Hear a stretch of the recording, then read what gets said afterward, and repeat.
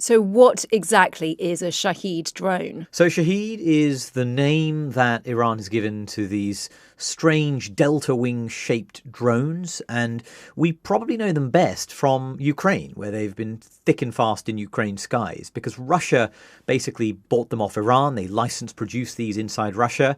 They called them the Geran.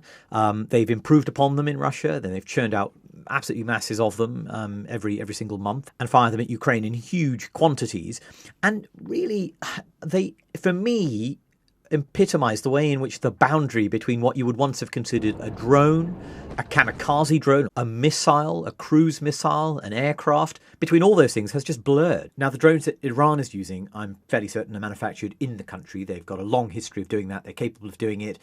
But they are seeing assistance from Russia in terms of how to use these to maximum effect. So why are they being used so frequently now? A Shahed-type drone, it travels more slowly than the ballistic missiles that we talked about last week. They carry smaller warheads. They're far, far more basic in many ways, but they're much, much cheaper, right? So Russia, in producing them, probably spends about $55,000 for each Shahed drone. Maybe that goes up to more than $100,000 per unit if you add in various, bits and bobs to make it more advanced. But these are fundamentally very cheap compared to a ballistic missile. And so that low cost allows Russia, or any country like Iran now, to churn out huge numbers of these per day. They're also a bit easier to launch. You can launch them from a variety of different places from the back of a truck. A ballistic missile maybe needs a silo, or it needs a big transporter erector launcher, as we call them. You can spot them from the air more easily and therefore bomb them. These things can be launched from a much more flexible variety of sites. Unlike a ballistic missile, they fly low, they can skim the ocean, and of course for any traditional radar, that's a bit of a nightmare. So they're harder to spot and there are far more of them. Is there any way to defend against these? There's loads of ways to defend against them. The problem is, how do you defend against them in cost-effective and sustainable fashion? Now, if you take a Patriot or a THAAD system, the sort of big air defense systems, very high-end, we've spoken about before. These are taking out your big ballistic missiles, zooming in, arcing up high, sometimes into space, and then zooming back down at massive speeds.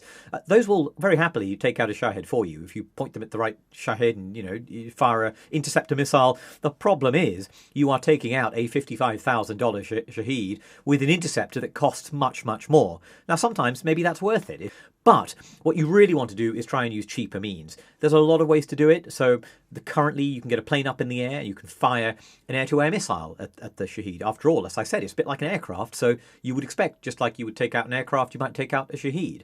You've also got a bit more of an economical method, which involves laser-guided rocket pods mounted on warplanes. And these can shoot down Shaheds at closer ranges. So you wouldn't fire it so far away, but that's much more cost effective.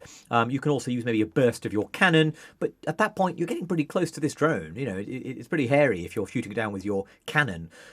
Israelis in their wars with Hezbollah in Lebanon have tried other methods. They've tried repurposing old anti-aircraft cannons on the ground and pointing them up, and they actually prove fairly successful depending on the height the drone is flying at. There are also lasers you could use. Israel has something called Iron Beam, but that's sort of only at a fairly early stage. The technology is quite nascent, and lasers, interestingly, need very clear weather to be effective. That is a bit of a problem in the Gulf, where you often have sandy, dusty conditions, and your laser beam isn't always working perfectly in those circumstances. You say that these drones have been used a lot in Ukraine. What can we learn from the experience there of them?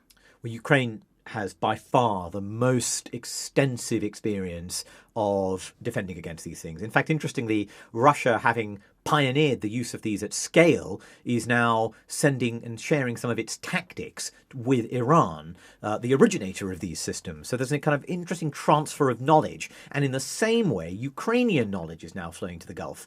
Volodymyr Zelensky, Ukraine's president, has said he is going to help the Gulf states. I think there's already expert advisory teams in countries like Jordan. The technology is active. And the interesting thing about the Ukrainians is they've gone through that learning journey of how the hell do we shoot these down without wasting all of our interceptors and spending huge sums of money. And what they've basically hit on is a really interesting method that uses a drone to kill a drone. They are using FPV interceptor drones. And FPV stands for first person view. These are sort of small racing drones. There are other sorts. Some of them have, fins and are a bit bigger. But the concept is basically you send a very fast, very maneuverable, and hopefully very cheap drone up to go and intercept the Shahed. And it can maneuver more quickly than the Shahed can, and basically either ram it or blow up near it. And some of the most recent drones Ukraine is using for this purpose have AI guidance. So you get them close to the Shahed and autonomous guidance takes over and does that kind of final stage of intercept.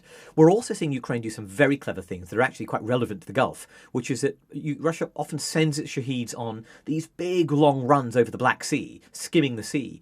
And so Ukraine has put some of these interceptor drones on boats, on uncrewed boats that then pop up and go intercept, when they're over the water.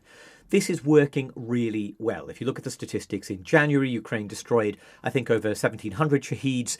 That was about half the total that month. That's a record. That was half of the total launched by Russia. So really, really successful set of intercepts. Of those, about 70% were taken out using these kind of FPV interceptors. And actually, skill's very important there because a handful of units were responsible for a bulk of those kills. You need very well practiced, very skillful people operating these things. Now, that's not the only way to tackle these drones, and tactics change all the time, Rosie. There's a constant game of cat and mouse. But the point is, the Ukrainians are so far ahead in that game that they have huge amounts of the expertise necessary for this problem today. And are the Ukrainians now going to lend their tech and skill to those fighting Iran? They're doing it already, but it's very clear that Zelensky sees an opportunity here to leverage this expertise for something he wants. I think that's made some people in the Gulf a little bit irritated, actually. But of course, he's in a position where he's watching these Gulf countries use up more Patriot interceptors in this war than he's had throughout the entire conflict at his disposal. So he is willing to, yes, give this technology to the Gulf, but I think naturally he'd be looking for Gulf investment in Ukrainian production. Gulf has money, Ukraine has tech. It's an obvious marriage of skill and cash. And I think he also would like to say to Western partners, I'm happy to share this with you guys, but I need weapons, I need aid. And he has struggled in recent months to get America to sell him the big interceptors, not for drones, but for missiles, ballistic missiles, that he needs. So I think the Ukrainians are looking at this as a big opportunity for defense industry and for the munitions they need to replenish their war. But as Donald Trump famously said, Ukraine has none of the cards, Russia has all the cards. I think we're clearly seeing Ukraine does in fact have plenty of cards. Shashank, thank you very much. Thank you.